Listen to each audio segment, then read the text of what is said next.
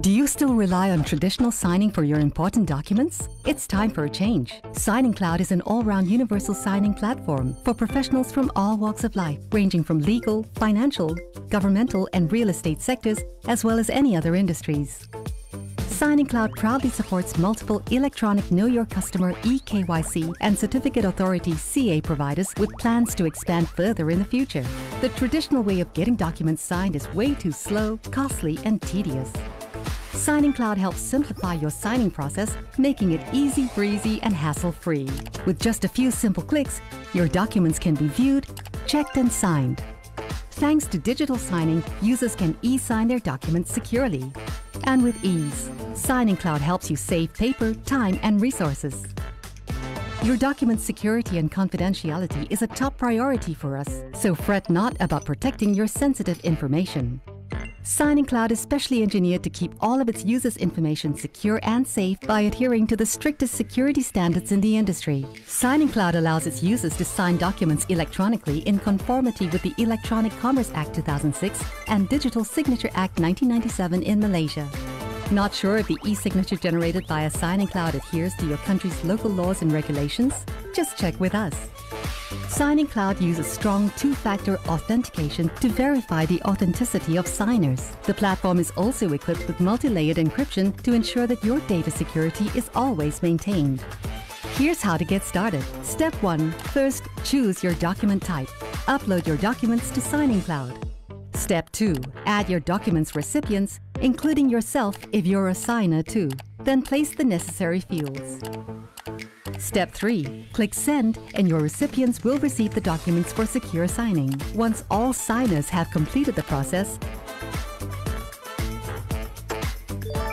SigningCloud's tamper-proof features ensure that your document is locked and any changes are easily detectable using a common PDF viewing tool. Enjoy an unlimited document and unlimited signer experience at SigningCloud, from contracts to deals to agreements. Signed, sealed, and delivered in just a few simple steps. Ready to get started? Go to signingcloud.com and sign with confidence. SigningCloud. Sign with confidence.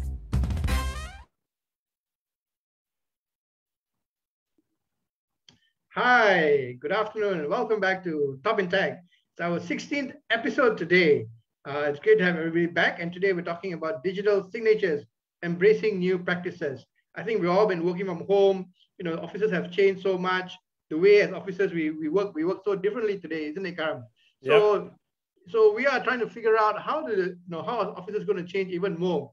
The government's bringing in much more digital initiatives, and how do we fit in digital signatures into the workplace and our productivity flow? So we have three very interesting guests today from SigningCloud, from MSC Trustgate, and from Censof. And today's episode is brought to you by Securemetric. Thanks so much for the support. And over to you, Karamjit from Digital News Asia, to moderate today's program. Okay, great. So thank you everyone for the honor of your time. You know, our most precious asset, all of us, is our time. For those of you who made time for this, fantastic. One thing that we try to differentiate with our Top in Tech, those of you who've watched a few episodes, is we try our best to answer your questions. So when you put down questions, the three panelists will be also looking at the questions if they want to pick a question to answer. What I normally do is I start with one question for all three of them, and then everyone gets two questions. And those questions, by the way, also come from those of you who have already sent in your questions earlier when you RSVP'd, okay? So your questions are very important to us, but we ask you a favor, as in typical Malaysian style, in the last 5 minutes, we tend to get a few more questions. And normally in the last 5 minutes, I do a wrap up, which is I ask the three panelists to give their key takeaways, you know, from this session. So try not to put your questions in there during the last 5 minutes, okay? With that now, what we're going to do is I'm going to have each of the three come on separately and just give a 3 minutes, introduction about themselves and what they do and why this is an area of interest to them, okay? And I'm going to just start with Chong, CTO of SigningCloud. If we can have Mr. C onto the, not stage, but onto the screen with me to share some of his key thoughts about this very important topic. And then we'll move on to Nyan Singh after that. And then Nagendran will be the third speaker. So C, the screen is yours.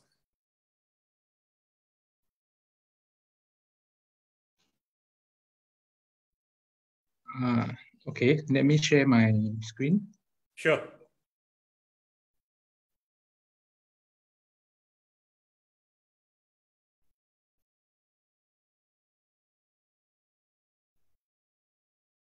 Oh, sorry, Abdul Aziz must be a shareholder in Securemetric because he's asking when can the company be expected to be profitable. So I don't know if C is able to answer that, but a good question, bro. But anyway, sorry, I just had to interject there, C. Okay, carry on. Okay, no problem. Okay, salam sejahtera and a very good afternoon, everyone. It's great to see you all here, and thank you for coming and joining us in Top in Tech episode 16.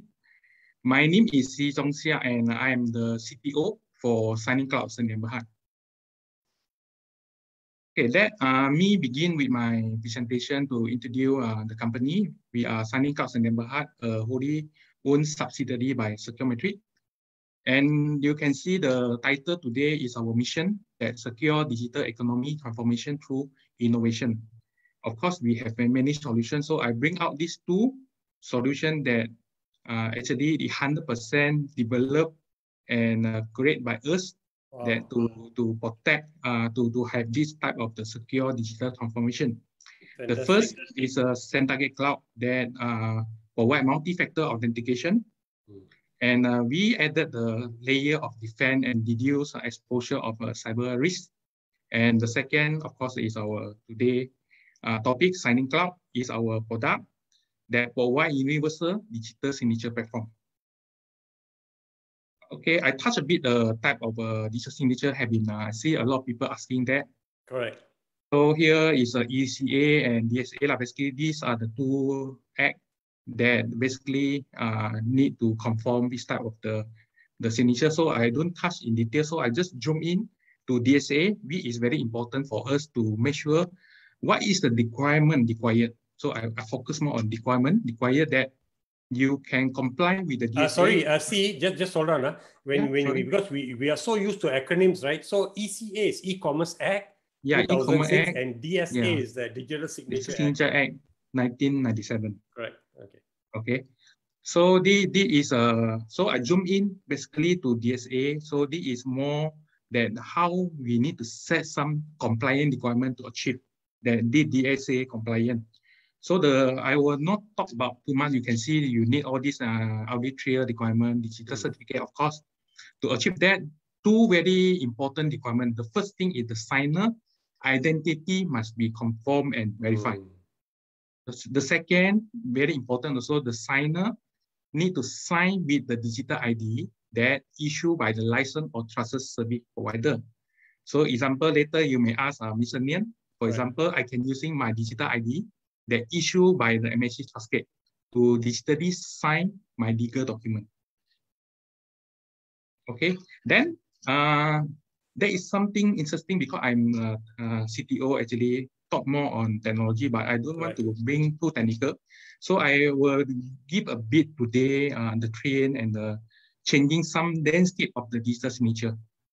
So you can see today, many organizations actually we encourage to use cloud-based digital signature services. We is using remote signing technology. With this technology allows signing to be carried out on any devices, anytime, from anywhere. So you can see that the secure online transaction I mentioned in my first title there is you can perform your digital signature, signing your document through, you just need the web browser. Like you can perform in your notebook or any tablet that have a browser, or some even service provider that have a mobile app that you can even digitally sign using their mobile application. Yep. And all this, after you sign, is it this document legal? So I can confirm here is all the digital signature created are compliant and recognized by our law, like just now I mentioned, DSA 1997 and ECA 2006. So with this technology, remote signing, so we enable a lot of difficulty previously we need to go through. First, the simplified digital ID ownership. First, that you can see there is earlier we have a very complicated. okay, and the newer and enrollment of digital ID. Today, with the technology remote signing, not even with solving, simplify the procedure and process. Even digital ID can be fully managed by the trusted service provider. For example, my digital ID, if using remote signing, I can let licensed CA like MSC Trustgate to manage for me. So that is very convenient and easy. Okay. So next, for this type of new trend or new cloud-based digital signature solution, so people want what? Easy way to deploy, faster way to deploy, and also better way to use. So easy deployment for end user is very important here. So that can be achieved very simplified all this via this remote signing technology. So you can see no more any, you need the hardware, okay, hardware failure, then you cannot sign, or you need any install any middleware or any other driver, no more only client platform dependency, because it's managed by the trusted services and all is a remote signing, no any hardware or any requirement that client side need to maintain or need to set up configuration. Okay. Here I will show you in example. So you just need the Adobe Reader, very simple to download free of charge. Right. Open the signed document. How you know whether it's not tempered or tempered? So you can see I divide into two, called invisible digital signature. Basically, this one is a backend. Technical people only will understand all this behind and how to construct digital signature audit. So in this reader, able to show you actually in the detail, in the layman term that even people do not technology still can understand. And the second, of course, is a visible electronic signature that normally appear and in the contract, basically your signature. Right. I can show why I say pass. You can see the top PDF, sign, and all signature are ready. So this is to confirm that this signed document not tempered after you sign. How to know what digital ID you're using to sign the document? So you can even click from the PDF. Yep. So all the audit trail actually embedded into the audit trail and digital signature information embedded in the digital sign PDF. Okay. You can easy to know actually which digital ID you to sign and also the issuer. Okay. And also the digital signature information. Who very actually important timestamp and signature is valid. And also the time that you sign this document. So basically this time source, let's say I'm using MSC Trustgate certificate. Normally this time source will provide by MSC Trustgate also. That is called time stamping services. And you also know actually to create this document, this signature, actually which platform or which tool that you use to create this signature. So you can see here in my.signingcloud.com that this actually signature created by our universal signing cloud platform. And how about, let's say your document get tempered, how you know? So first, you can see when you open out this document in PDF, of course, you will see this already, signature is invalid. So you need to caution, why invalid? In this example, you can see the value. I remove all the 30 at the back. 1 million become 1,000. Oh. I alter this. So example that if they say if you send information to other people, imagine that if they say this is a physical document, how you going to detect? Very hard to detect. And here you can see the signature is valid because I not temper any of the signature. I temper only the content. So here, the digital signature will tell you some document have been altered, and after this document have been digitally signed. So no problem. You can easy to validate, examine whether this document is still is in any alteration or is it temper or not. This document is very easy. Everyone can be examined and know this document can be, is it still temper or not temper, still original. So all you can easily do this. Okay. So I think that's all my introduction, simple, and then time I taken a bit, sorry about that. No problem. And this is my email that you can contact me if they say I have no time to answer you during this session of panelists. So feel free to drop me an email. that I can try my best to answer all the questions. Very good. Okay, great. So Thank you. I have a poll posted also for all of you. Yes. Over this session to Karamjit. Okay, so try help me to actually answer. So good, everyone do answer that. It'll take you a split second at the most. Okay, now what we're going to do is we're going to. Okay, thanks a lot, C. We are now going to move on to Mr. Loh, and let's see what role MSC Trustgate, right, as a certified as a CA, right, authority plays within this ecosystem. Mr. Nyan, would you like to come onto the screen now? Yes, thank you, Sarajip, and thank you. No problem. My name is Loh Tjing. I'm the CEO of MSC Trustgate. A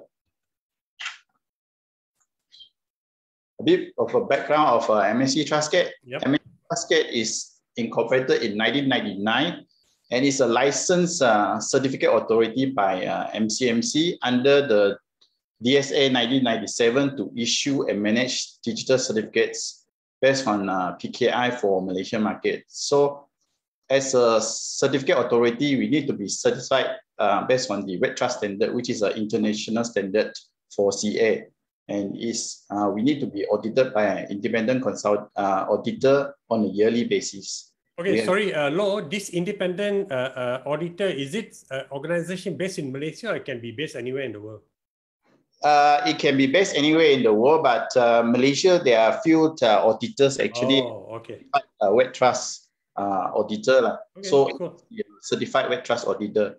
Okay. So we have we have more than 20 years of experience in implementing PKI solutions. Wow. Now, maybe some of you have come across these two products. We are reseller for DigiCert, Entrust, and Global Sign for SSL certificates.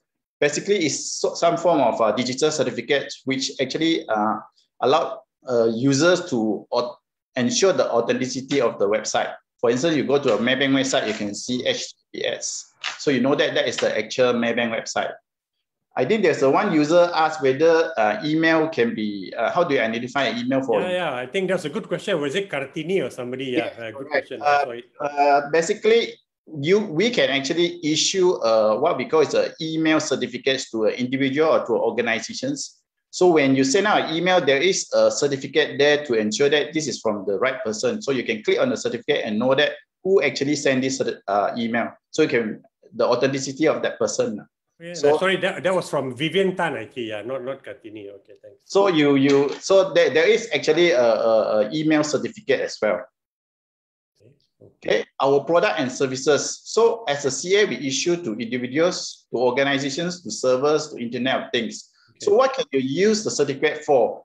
So there is a service called authentication. That means you can, when you go log into Maybank to you, there you can authenticate based on OTP or you can authenticate based on digital certificate. So we have products that provide that kind of service. You can also do authorizations. That means you authorize transactions. So we also have products like MyTrust ID and MyTrust Mobile, and digitally sign a document. So we have products that do that as well. Okay, so these are some of the usage that can be done with digital certificates.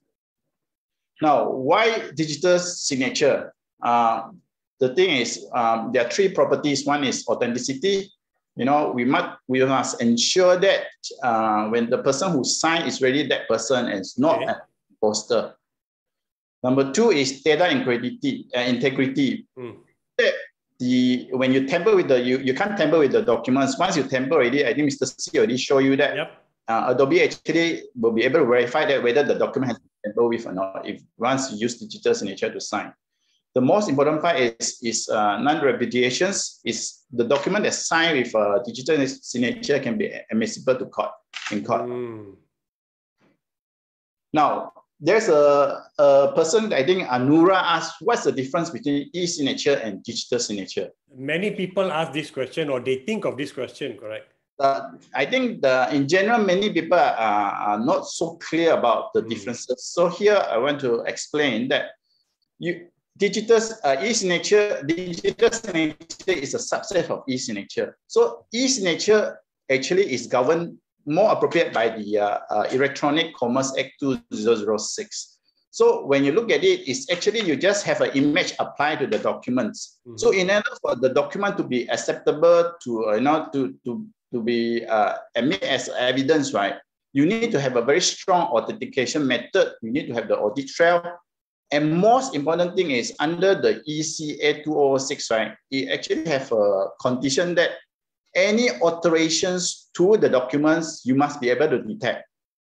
So you must have all this mechanism there in order for you to protect the documents. So ECA is more appropriate probably for transactions, because once you do the transaction, it's difficult for you to roll back. So for document signing, maybe not so appropriate. But if you look at the DSA 1997, right, especially for Adobe, right, they actually have a digital signature feature that embedded into the document. So when you use the digital signature to sign the PDF, right, the signature is already embedded into PDF, and it actually comes with a timestamp so that you know exactly which date and which time you sign this document.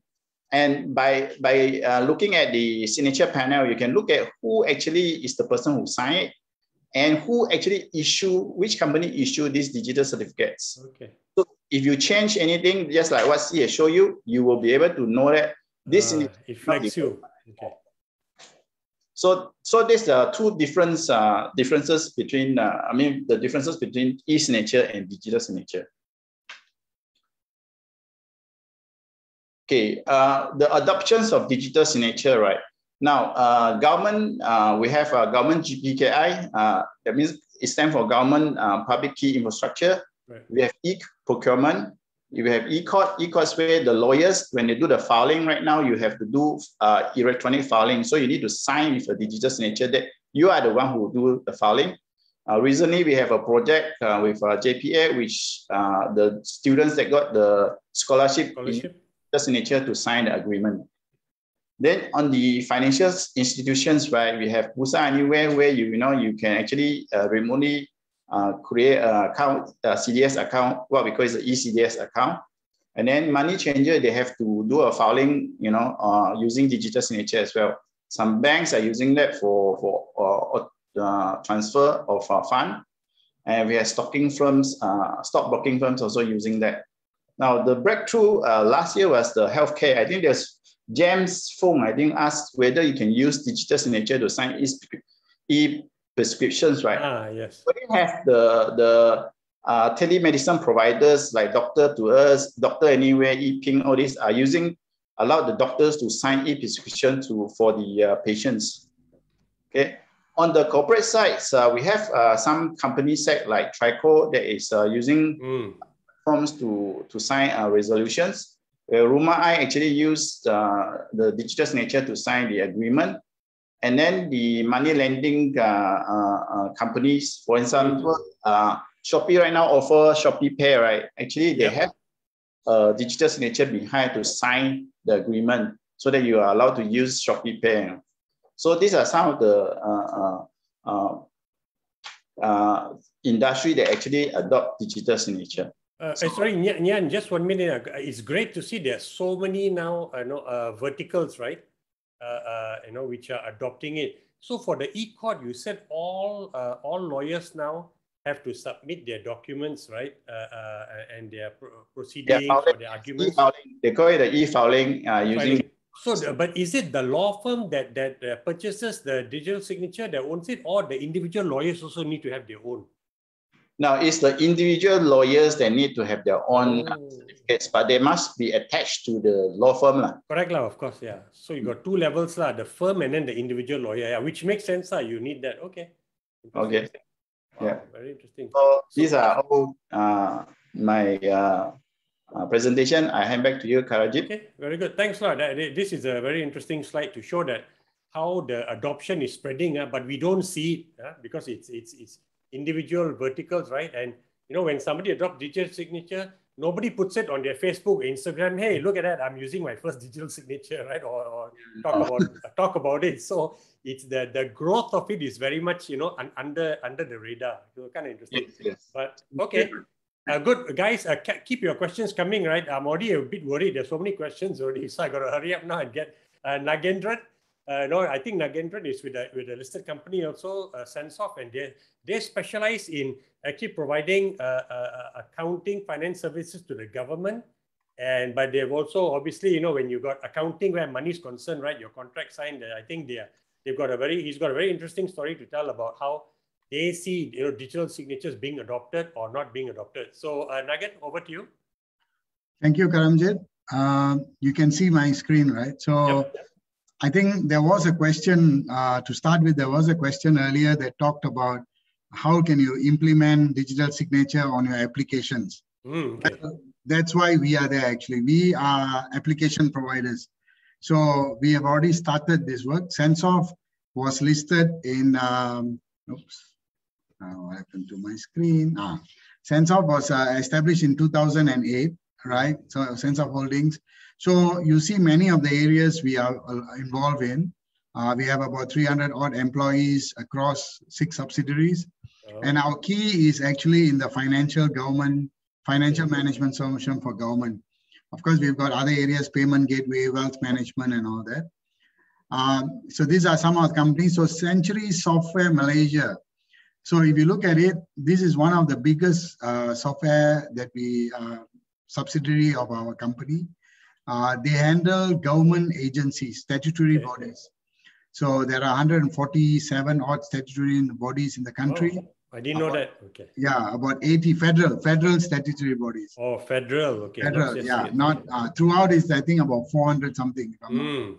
So about 80 of them use our accounting solution. Of course, ABSS is another. They handle SME and micro SME, also accounting. NetSense is a company that handles commercial accounting. We use Securemetric. It's a cloud-based ERP. Okay. Presindo is another subsidiary that does wealth management. So we have a wealth management software. Team Elmex, of course, is payment gateway. Okay. So they handle all the payment gateway. And then we got Censof Digital that looks at all the new emerging technologies like RPA, AI. So all these are the new technologies. Of course, we work with a few other subsidiaries like peer-to-peer finance, MoneySave. Inshoku is an aggregator of insurance platform. So these are some of the areas we are involved. So these are the products. We have got 9 different products. So the question just now was, see, all these products are ready, have been used in the market. Okay. So now everybody, based on what happened in the COVID in the last 1.5 years, people are finding how can we work remotely, how application can move to cloud. So all these applications run from the cloud. So that is the first problem we solved. So people can access from everywhere. The next question comes, how do I ensure that I am the guy who's signing? I am the guy. So like I work with Securemetric and also MSC TaskGrade to see how we can implement this kind of solution.